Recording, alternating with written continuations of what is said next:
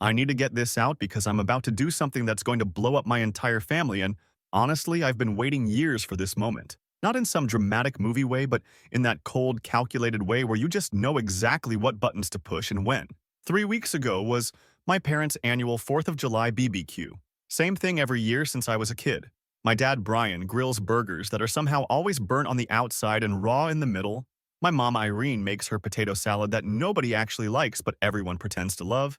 And the whole family shows up to drink beer and complain about their lives. I'm 32, and I've been going to these things religiously because that's what you do, right? You show up for family even when they make you feel like garbage. My wife Kendra and I got there around 2. We'd been married for 6 years and things had been rough lately, but I figured a family gathering might help. I was wrong. So wrong. I spent the first hour helping my dad with the grill while he made passive-aggressive comments about how I was standing in the wrong spot or holding the spatula wrong. My brother Preston showed up late with his girlfriend and immediately started talking about his new car like it was some kind of achievement. My sister Emily was on her phone the whole time complaining about her job. Standard family stuff. Around 4, I went inside to grab more drinks from the kitchen. The window over the sink looks out onto the back patio, and I could see everyone sitting around the table. I was filling up the cooler when I heard my wife's voice clear as day through the open window. She was talking to Emily, and what she said made me freeze. He's not just useless, he's a walking disappointment. I stood there with a beer bottle in my hand, just staring at the sink. My mother laughed. Actually, laughed. Then she said, "At least he shows up, that's about all he does." Kendra made this snorting sound and said, "Shows up? He just takes up space and wastes oxygen." My dad joined in. "Remember when he tried to fix the deck? Cost me $3,000 to undo his help?" Everyone thought that was hilarious, apparently. Preston added that he still couldn't believe Kendra married me, and what was she thinking?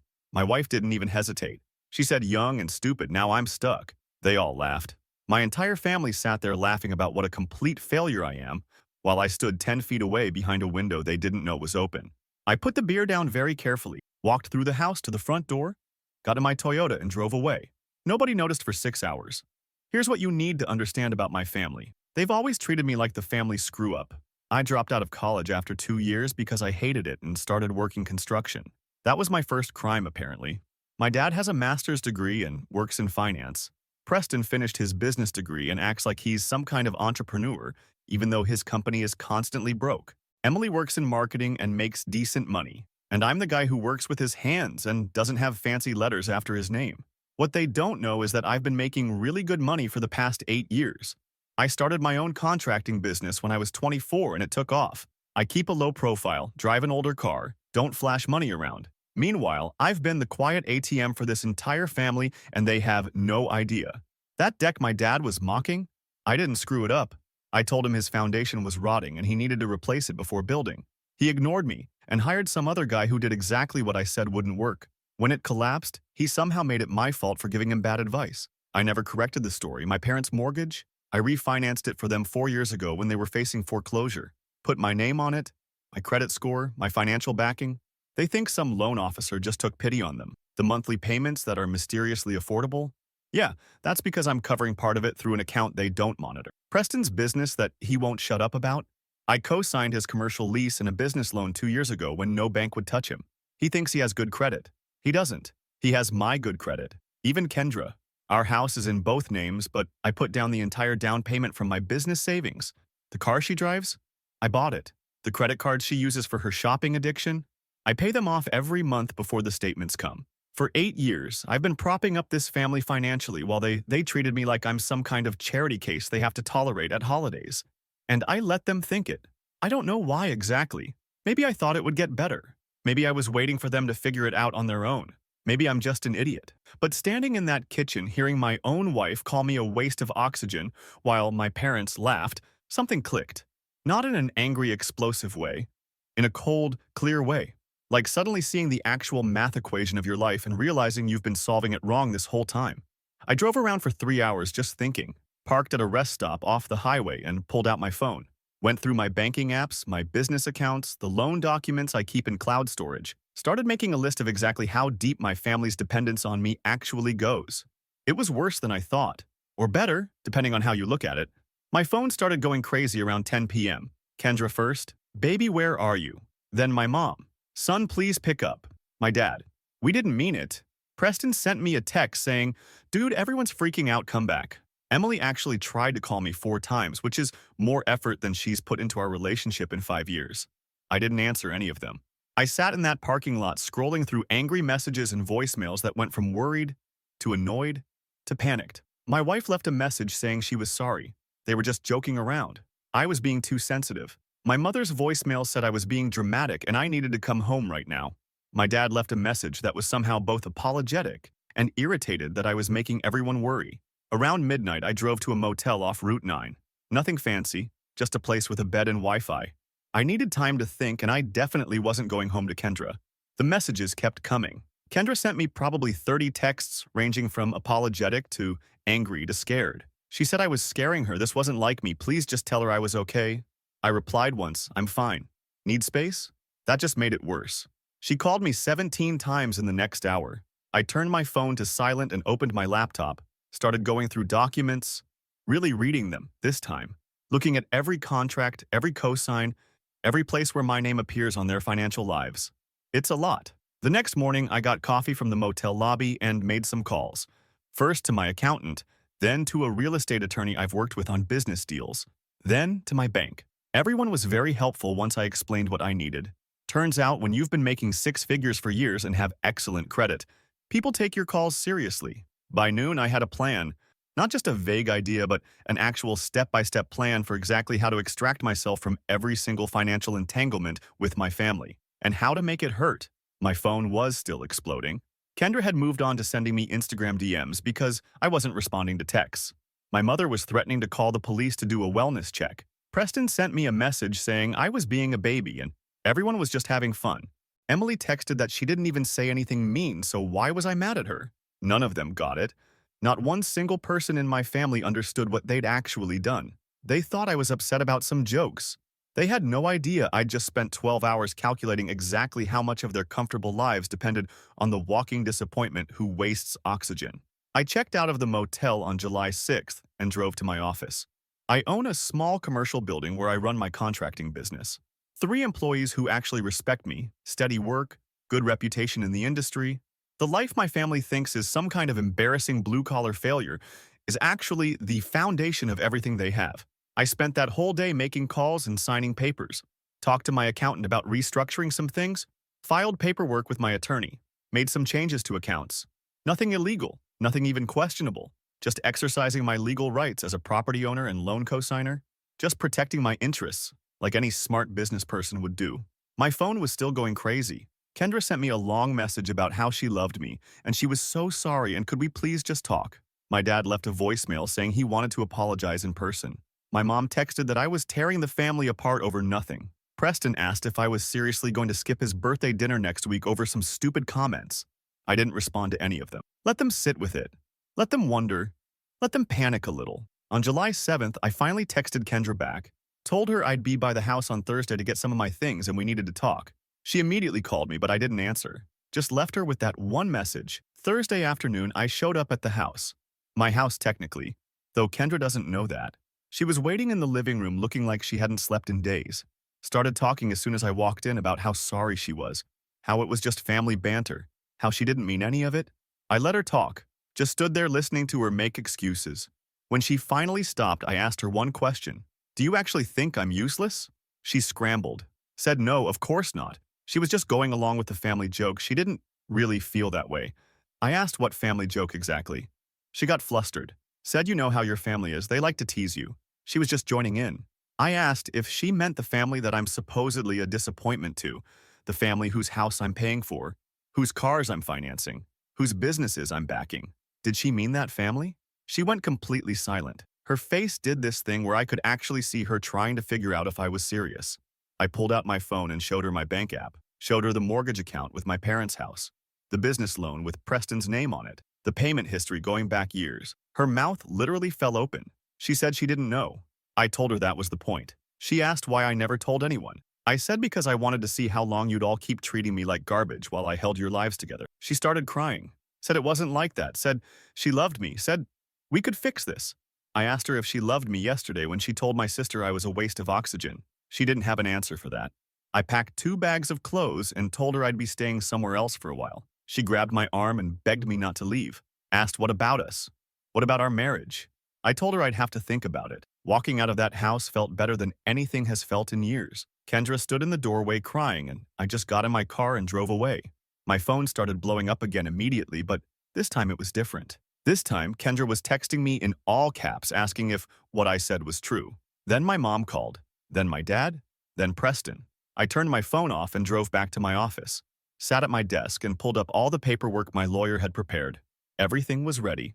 The next steps were going to be nuclear, and there was no going back once I started. But here's the thing. I've been the good son, the reliable husband, the helpful brother for 8 years. I've swallowed every insult and every condescending comment and every joke at my expense. I've watched my wife roll her eyes when I talk about my work, and I've listened to my dad explain basic things to me like I'm stupid, and I've nodded along when Preston acts like his failing business is somehow superior to my successful one. And I'm done. Not in some dramatic emotional way, just factually done. The equation doesn't work anymore. The numbers don't add up. Time to rebalance things. My family thinks I'm upset about what they said at a BBQ. They're about to learn that their walking disappointment has been holding the structural supports of their entire lives, and he's about to let go. Update 1.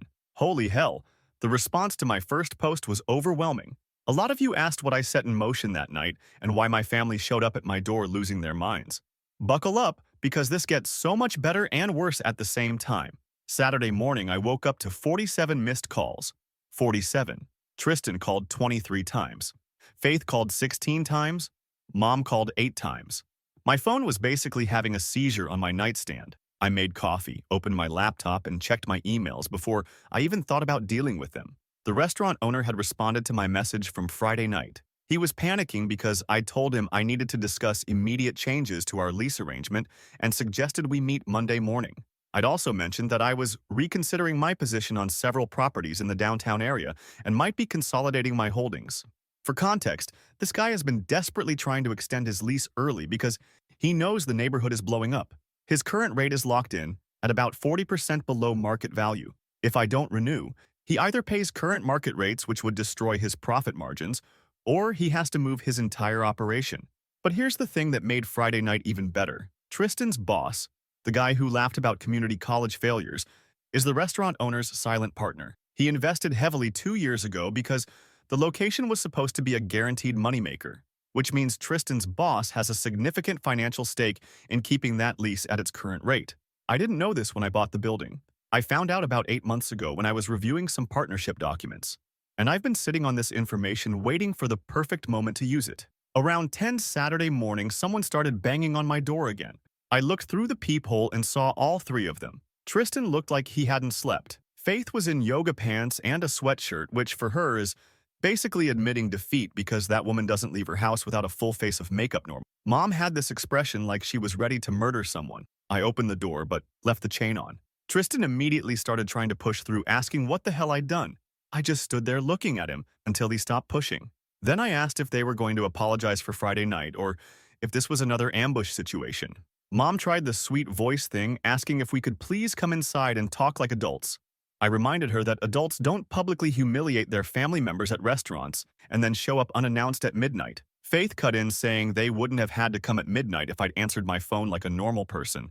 I asked what emergency required all 3 of them to come to my door at midnight instead of waiting until morning. None of them had an answer for that. Tristan finally said they needed to know what I told the restaurant owner. So the comments on my first post were wild. Some of you told me to burn it all down, others said I should try counseling first, and a few thought I was overreacting.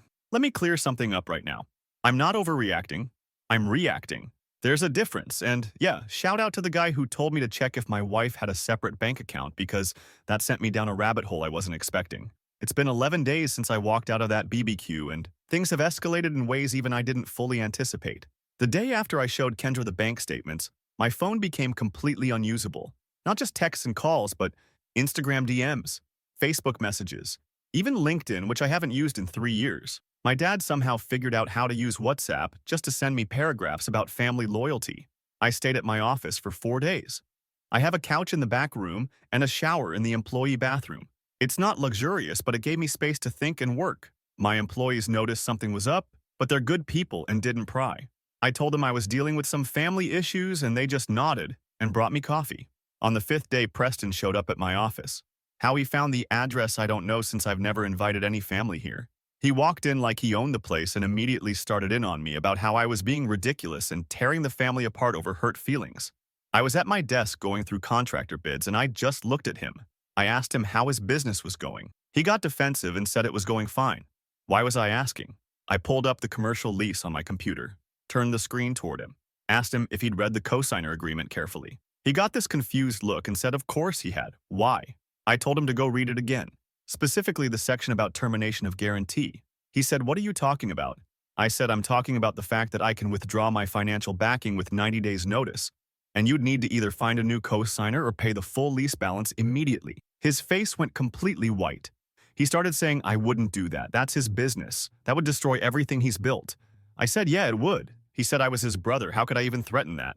I asked him if he remembered calling me a disappointment at the BBQ. He said he was joking. I said it didn't sound like a joke when everyone was laughing. Preston got angry then, started yelling about how I was being petty and vindictive, and this wasn't about business, it was about my ego. I let him rant. When he was done, I asked him if he'd rather I just pulled my backing now instead of in 90 days. He went quiet. I told him to get out of my office. He left, but not before saying this wasn't over, and I was going to regret this. That same night, Kendra showed up. I'd been half expecting her, but not at 11 p.m. She'd been crying, I could tell. She sat down on my office couch and said we needed to talk about the house. I said, "Okay, let's talk about it." She said she'd been looking at our mortgage documents and she didn't understand why her name was on the deed but not on the loan. I said, "Because you didn't qualify for the loan." She said, "What do you mean?" I said exactly what I said. Your credit wasn't good enough, so I took the loan solely in my name and added you to the deed after closing as a gift. She got very quiet. Asked what that meant, practically. I told her it meant the house was technically mine and I'd been generous enough to put her on the ownership. She said we're married, so it's community property anyway. I said that's true in a divorce, but we're not divorced yet, are we? She didn't like that, started crying again and saying I was being cruel and this wasn't the man she married. I asked her what man she married exactly. The useless one who wastes oxygen. She said she apologized for that already. I said apologizing doesn't undo 6 years of you treating me like I'm some kind of burden you're stuck with. She insisted she never thought that she loves me, she just got caught up in family dynamics. I asked her why she didn't defend me. She said what? I said at the BBQ when my mom made that comment about me just showing up, when my dad talked about the deck, when Preston insulted our marriage, you joined in. You made it worse. Why didn't you defend me even once? She didn't have an answer. She tried to pivot to talking about our marriage and how we could fix this, but I cut her off. Told her I'd filed for legal separation that morning. She started crying harder and saying, "No, we can do counseling, we can work on this." I said I don't want to work on it anymore. I've spent 6 years working on it by myself, while you benefited from my work and mocked me to my family. Kendra left around 1 a.m. I didn't sleep that night, just sat at my desk thinking about all the ways this was going to play out. The legal separation meant I could start protecting assets before a potential divorce. My lawyer had already started paperwork on that. The next morning, my mother called me 12 times before I answered. She was furious. She said Kendra had called her crying about the separation, and what was I thinking? You don't just end a 6-year marriage over one bad day. I said it wasn't one bad day, Mom. It was 6 years of bad days where you all treated me like I was less than. She said I was being dramatic. I asked her if she remembered laughing when Kendra called me a waste of oxygen. Silence. Then she said she thought I knew they were joking. I told her I did some research into their mortgage. She immediately got nervous. I could hear it in her voice. She said, "What kind of research?" I said the kind where I pulled all the documents from refinancing 4 years ago. She said, "Okay." And I said, "And I noticed that I'm actually listed as a co-borrower, not just a co-signer, which means I'm equally responsible for the loan, but also equally entitled to make decisions about it." She said, "What are you saying?" I said, "I'm saying I've been paying 40% of your monthly mortgage for 4 years without you knowing, and I'm considering whether I want to continue doing that." Mom went ballistic, started screaming about how ungrateful I was, how they raised me and fed me and put a roof over my head for 18 years. I said, "Yeah, and I've put a roof over your head for 4 years, so I guess we're even." She said I couldn't just stop paying their mortgage. I said actually I could. The loan structure allowed for either party to assume full responsibility with proper notice. She said that would ruin them financially. I said, "Yeah, probably." She hung up on me. 10 minutes later, my dad called. He was trying to be calm and reasonable, which was somehow worse than Mom yelling. He said we needed to discuss this like adults. I agreed. He said I was upset and that was understandable, but I couldn't make rash financial decisions that would hurt the whole family. I asked him if calling me a disappointment was a rash decision. He said he didn't call me that. I said you laughed when Kendra did, and you made a comment about me costing you money on the deck. He said that was just conversation. I told Dad I'd looked into the deck situation too, pulled the records from the contractor he hired after ignoring my advice. That guy had his license suspended 6 months later for shoddy work. My advice had been correct, and Dad's stubbornness cost him money, but somehow that became a story about me screwing up. Dad said that's not how he remembered it. I said that's because you needed me to be the screw-up to make yourself feel better about ignoring professional advice from your own son. Dad said I was twisting things. I said no, I'm finally seeing things clearly. He asked what I wanted from them. I said I wanted 6 years of respect that I'm never going to get, so now I'll settle for them. Understanding exactly what they've lost, he said this was about money then. I said no, this is about you all treating me like garbage while I literally paid for your lives. That conversation ended badly too. Dad said I was being vindictive and cruel, and he'd raised me better than this. I said apparently you didn't raise me at all. You raised Preston and Emily, and I just showed up. He hung up. Emily called me that afternoon. She was the only one who seemed genuinely confused about what was happening. She said Preston had told her I was threatening to destroy his business, and Mom said I was going to make them lose their house, and Kendra said I wanted a divorce. She asked if any of that was true. I said all of it was true. She said why? I said because you all decided I was worth less than nothing, and I'm done pretending that doesn't matter. Emily said she never said anything mean at the BBQ. I said you laughed. She said so did everyone. I said exactly, you all laughed together about what a disappointment your brother is. She said it wasn't personal. I asked how insulting someone to their face isn't personal. She said I wasn't there. I said I was standing in the kitchen behind an open window listening to my wife and my family tear me apart for entertainment. She went quiet. Then she said she didn't know I could hear them. I said, does that matter? She said maybe if she'd known I was listening, she would have been more careful. I said, so you only would have been nicer if you knew I could hear you. That's your defense. She didn't have a response to that. Emily asked what she could do to fix this. I told her there was nothing to fix. She'd shown me exactly what she thought of me, and I believed her. She started crying and saying I was her brother, and she loved me. I said you have a really strange way of showing love. She hung up. By day 9, I'd started the actual financial extraction process, filed the 90-day notice on Preston's business loan, informed the bank that I'd be restructuring my parents' mortgage to remove my contribution, started the paperwork to refinance my house solely in my name, which would force Kendra to either buy in with her own financing or accept being removed from the deed. The fallout was immediate. Preston called me 17 times in one day. I didn't answer. He left voicemails that got progressively more panicked. His landlord had apparently contacted him about the cosigner withdrawal, and now Preston had 90 days to come up with either a new guarantor or 6 months' rent as security deposit. He didn't have that kind of money. His business operates on thin margins, and he'd been using the security deposit money for inventory. My parents tried a different approach. They had my dad's brother call me, Uncle Hugo, who I barely know. He gave me this whole speech about family and forgiveness and how I was hurting people who loved me. I asked him how much my parents had told him. He said they explained the situation. I said, did they explain the part where they called me useless at a family gathering? He said everyone says things they don't mean. I said, did they explain that I've been paying part of their mortgage for 4 years? Silence. I said, yeah, I didn't think they mentioned that part. Hugo said he'd need to talk to them more. I said, good idea. Kendra moved to a new strategy. She started posting on social media about fighting for your marriage and not giving up on love. Vague posts that made it sound like I was the villain. Her friends started commenting supportive things about staying strong. I didn't respond or acknowledge any of it. I'd already told my side to the people who mattered. On day 10, my mom showed up at my office with Emily. Mom looked terrible, like she'd been crying for days. Emily looked scared. They sat down and Mom said they needed to talk seriously, and I said okay. Mom said I was destroying the family over a misunderstanding. I said there's no misunderstanding. You all think I'm a disappointment and I'm done being one by continuing to support you. Emily said I wasn't a disappointment. I asked her when she figured that out. She didn't answer. Mom said if I stopped paying the mortgage, they'd lose the house. I said, yeah, I know. She said they're in their 60s and they can't start over. I said you should have thought about that before you laughed at your son being called worthless. Mom said she didn't mean it. I said you laughed, Mom. You actually laughed. She said it was nervous laughter. I said it didn't sound nervous when you added your own insult right after. Emily tried to mediate. She said everyone was sorry and they wanted to make it right. I asked her how exactly they planned to make 6 years of contempt right. She said they'd be better. I said too late. Mom started crying and saying I was being heartless. I said you called your own son useless and now you want sympathy from him? They left without getting anywhere. That night, Preston sent me a text saying his business was going to fail because of me, and I'd have to live with that. I replied that I'd been living with being called a disappointment while funding his dream, and I managed just fine. He didn't respond. It's been 11 days, and I can already see the cracks forming. Preston is scrambling to find financing. My parents are looking at their actual budget without my contribution and realizing it doesn't work. Kendra is living in a house that might not be hers much longer, and Emily is caught in the middle watching the family implode.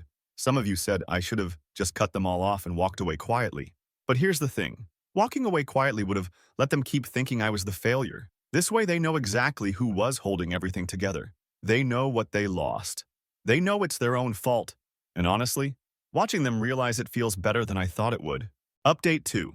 Okay, so the comments on my last update, we are split between people saying I'm justified and people saying I'm going too far. To the second group, you're entitled to your opinion, but you're wrong. And to the guy who said I should just take the high road, where exactly has the high road gotten me for the past 6 years? I'll wait. It's been 3 weeks since the BBQ, and the financial pressure is starting to create some really interesting cracks. I'm not talking about people just being upset anymore. I'm talking about actual consequences that are spreading beyond what I initially planned, and honestly, I'm here for it. Preston's situation hit critical mass first. The 90-day notice I filed on his business loan meant he had until October 1st to either secure new financing or come up with a substantial cash deposit. He spent the first 2 weeks calling every bank in the area and getting rejected. Turns out, when you remove the person with good credit from your loan application, banks suddenly care about your actual financial history. And Preston's history is garbage. What I didn't anticipate was how this would affect his employees. He has 4 people working for him, and apparently he told them the business was in trouble because of family issues. One of them reached out to me on Facebook asking if it was true I was destroying Preston's company. I didn't respond, but it made me realize this was going to get messier than just family drama. Around day 16, Preston showed up at one of my job sites. I was overseeing a kitchen renovation, and he just walked onto the property. My crew looked at me, and I told them to take 15. Preston looked terrible. He'd lost weight and had this frantic energy that made me uncomfortable. He said he'd been trying to reach me and I'd been ignoring him. I said, yeah, I had been. He said he needed me to reconsider the loan situation. I told him no.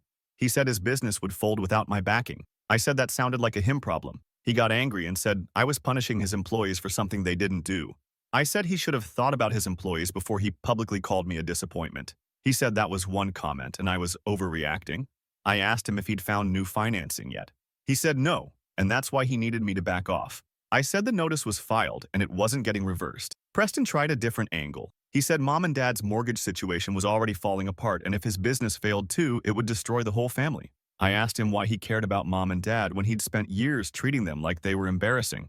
He looked confused. I said, you remember right. You were always making comments about how they were out of touch and didn't understand modern business. He said that was just talk.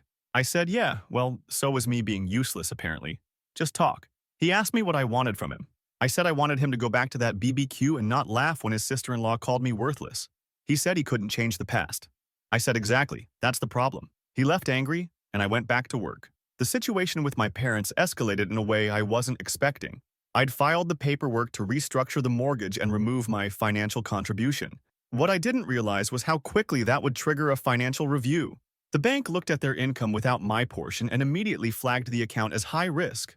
My dad called me on day 18 completely panicked. He said the bank was threatening to call the loan unless they could prove adequate income or make a substantial principal payment.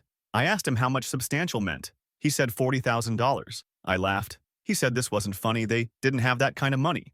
I said, yeah, I know. That's kind of the point. He said I was being cruel. I asked him if calling me a disappointment at a family gathering was cruel. He said he'd apologized for that. I said no, he actually hadn't. He'd made excuses and tried to minimize it, but he'd never actually said he was sorry. Dad tried to negotiate. He said if I'd continue contributing to the mortgage for another year, they'd have time to refinance or sell. I asked him what I'd get out of that deal. He said his gratitude and a continued relationship with his son. I said his gratitude hadn't been worth much for the past 6 years, so I'd pass on that. He said I was destroying them financially, and I'd have to live with that. I said I'd been living with you destroying me emotionally, so yeah, I think I could manage. What happened next actually surprised me. My dad apparently reached out to some of my extended family, explaining their financial situation and asking for help. The story he told them was that I was being vindictive and refusing to help them in their time of need. He left out the part where he'd been unknowingly accepting my help for 4 years while treating me like garbage. Several cousins and aunts started messaging me asking what was wrong with me and how could I do this to my parents. I had to send out a mass message explaining the actual situation. I told them about the BBQ, about the years of contempt, about the financial support I'd been providing that nobody knew about. The responses were mixed. Some people said family is family, and I should forgive. Others said they had no idea and they understood why I was angry. My Aunt Lisa called me and said she'd always noticed how my parents talked about me versus how they talked about Preston and Emily, and it had bothered her, but she never said anything. I told her, yeah, that would have been helpful 6 years ago. The Kendra situation got complicated in a completely different way. She'd been living in the house by herself since I moved to my office. I'd been paying the mortgage still because legally I had to until the refinancing went through. But around day 20, she started bringing her friends over and apparently telling them her version of events. I know this because one of her friends, someone I'd considered a friend too, sent me a long Instagram message about how I was financially abusing Kendra, and she was scared and alone. I replied with screenshots of the mortgage documents showing the house was in my name. I included the credit card statements showing I'd been paying off her shopping for 6 years. I sent the text exchange where she called me useless at the BBQ. Her friend stopped responding. Kendra found out I'd sent those screenshots and she lost it. She called me screaming about how I was turning people against her and violating her privacy. I said she'd turned people against me first with her sob story posts. She said I was making her look bad. I said she made herself look bad by calling her husband a waste of oxygen. She said she was sorry about that, and how many times did she have to apologize? I said apologizing doesn't undo 6 years of you treating me like an inconvenience in your own marriage. She tried to turn the conversation to the house. She said she had rights as my wife and I couldn't just kick her out. I said I wasn't kicking her out. I was refinancing. She asked what the difference was. I explained that the refinancing would remove her from the deed unless she could qualify to buy in with her own financing. She said she couldn't afford that. I said, yeah, that's because you don't actually contribute financially to anything. She started crying and saying I was being cruel and I'd changed. I said no, I'd just stopped pretending that carrying you financially while you mock me was acceptable. Kendra played her trump card. She said if I divorced her, she'd fight for the house and the settlement. I said go ahead and try. She said California was a community property state. I said it was, and the house would be split, but the debt would be too. She said, what debt? I said the mortgage debt that's solely in my name but legally half hers if we divorce. She went quiet. I explained that she'd be responsible for half a mortgage she couldn't afford on a house she couldn't refinance. She hung up. The next day, Kendra showed up at my office with a lawyer. Some guy in a cheap suit who looked like he'd passed the bar last month. He introduced himself and said he was representing Kendra in the dissolution of marriage. I said we weren't dissolving anything yet. We were separated. He said his client wanted to discuss asset division. I told him to schedule a meeting with my lawyer and walked away. That freaked Kendra out because apparently she'd assumed I wouldn't get a lawyer. She called me that night asking why I needed legal representation if I wasn't planning to divorce her. I said I needed it because she showed up at my workplace with legal representation. She said she was just protecting herself. I said, yeah, well, so was I. She asked if I wanted a divorce. I said I didn't know yet. She asked what would make me stay. I said I couldn't think of anything. She hung up. Emily got caught in the middle of all this, and honestly, I almost felt bad for her. She'd been trying to mediate between me and our parents and between me and Preston, and it was wearing her down. She showed up at my office around day 22 looking exhausted. She said everyone was angry at everyone and she didn't know how to fix it. I said it wasn't her job to fix it. She said she was the only one everyone would still talk to, so it felt like her job. I asked Emily why she thought this had happened. She said because I overheard something I wasn't supposed to hear. I said no. Why did you all say those things in the first place? She didn't have an answer. I pushed. I said, you've known me your whole life. You've seen my business succeed. You've seen me work hard. Why did you laugh when Preston said he couldn't believe Kendra married me? She said she didn't know. I said, yes, you do. Think about it. Emily got uncomfortable. She said maybe because Preston and Dad always talked about you like you'd failed, and it became the family narrative. I asked her what I'd failed at exactly. She said not finishing college. I said I'm making more money than Preston and Dad combined, and I didn't need a degree to do it. She said she knew that now. I said you knew it before too. You just chose to believe their version instead of looking at reality. She asked if there was anything she could do. I said she could have defended me at the BBQ. She said she didn't say anything mean. I said, you laughed. Emily, you sat there and laughed while your brother was called worthless. She said she didn't think of it that way. I said that's because you don't think of me at all, except as the punchline to the family joke. She left crying. The financial deadline started creating a domino effect I hadn't fully mapped out. Preston's landlord sent him a formal notice that, without a new guarantor by October 1st, his lease would be terminated. That meant he'd have to move his business, which he couldn't afford. He started selling off inventory at a loss, trying to raise cash. His employees noticed, and two of them quit assuming the business was going under. That made the situation worse because now he was understaffed and couldn't fulfill orders. My parents got a formal notice from their bank about the mortgage review. They had 60 days to either make the $40,000 payment or prove adequate income without my contribution. They started looking at their budget and realized how deep the hole was. They'd been living beyond their means for years, and I'd been covering the gap without them noticing. Now they were facing reality, and it was ugly. Dad tried one more approach. He offered to sell me their house. He said they'd move to something smaller and I could own the property as an investment. I asked him how much he thought I should pay. He said market value was about $500,000. I said, and how much do you owe? He said around $320,000. I said, so you want me to give you $180,000 in equity for a house I've been partially paying for without knowing it? He said he'd raised me in that house.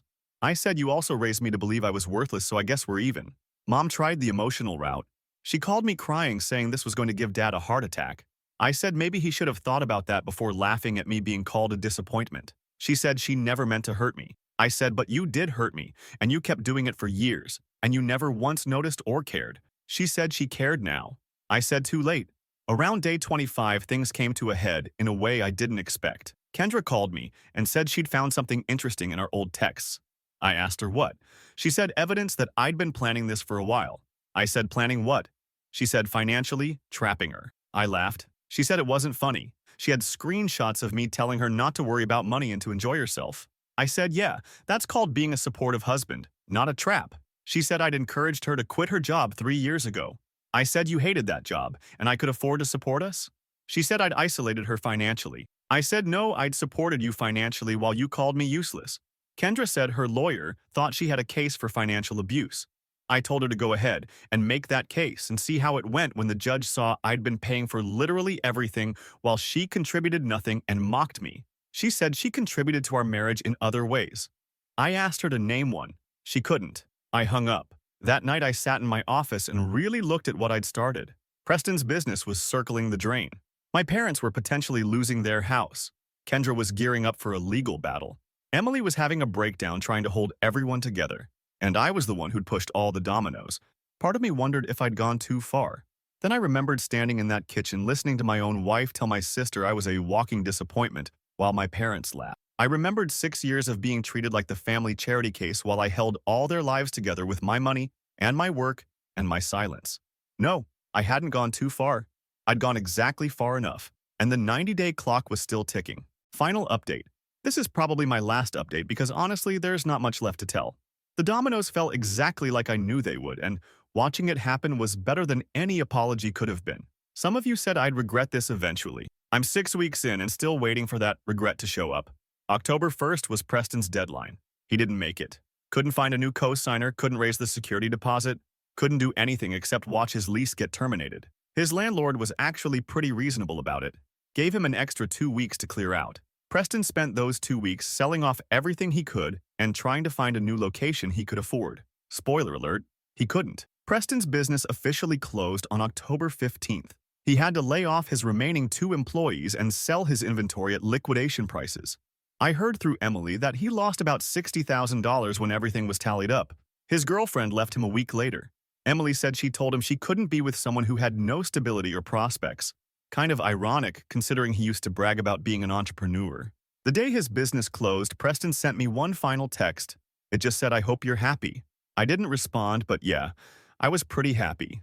Not in some evil villain way, but in that satisfied way when math finally works out correctly. He built his entire identity on being the successful business owner while looking down on my blue-collar work. Turns out, his success was built on my credit and my money. Without that foundation, his whole operation collapsed in 90 days.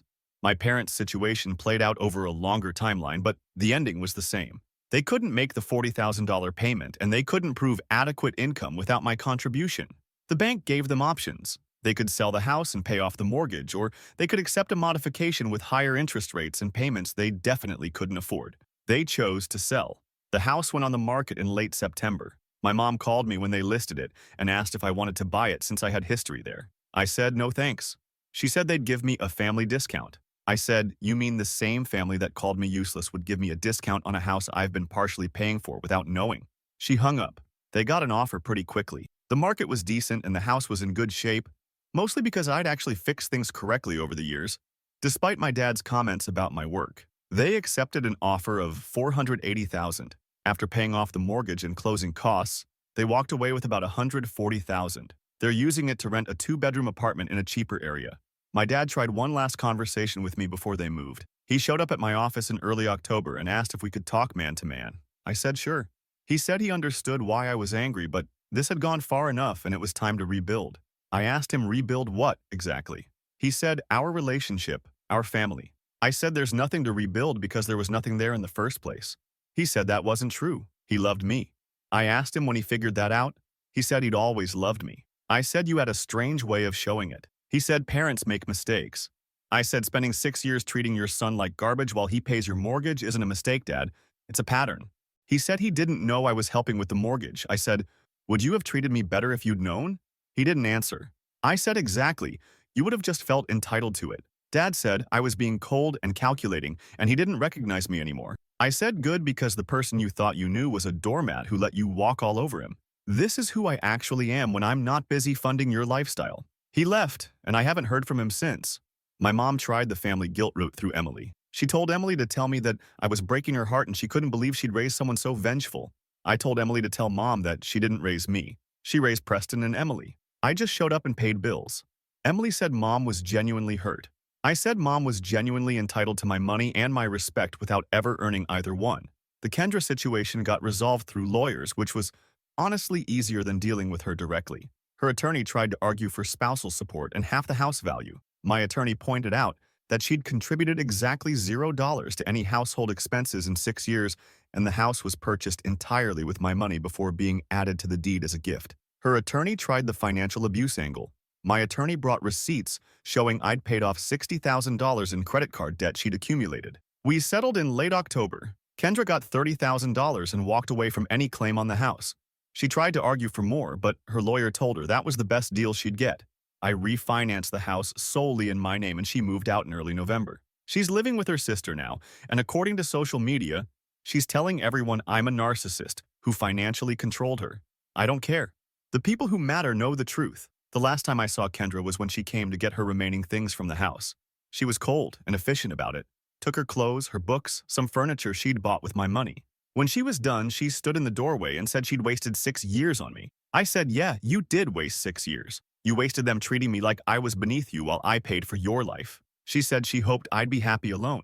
I said I'd be happier alone than I ever was being mocked in my own marriage. She left. Emily was the only family member who tried to maintain any kind of relationship with me. She called me in mid-November and said she understood why I was angry, but she missed her brother. I asked her which brother, the real one or the punchline version. She said the real one. I said you never knew the real one, Emily. You knew the version that let you all treat him like garbage.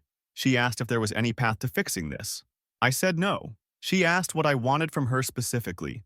I said I wanted you to have defended me at that BBQ.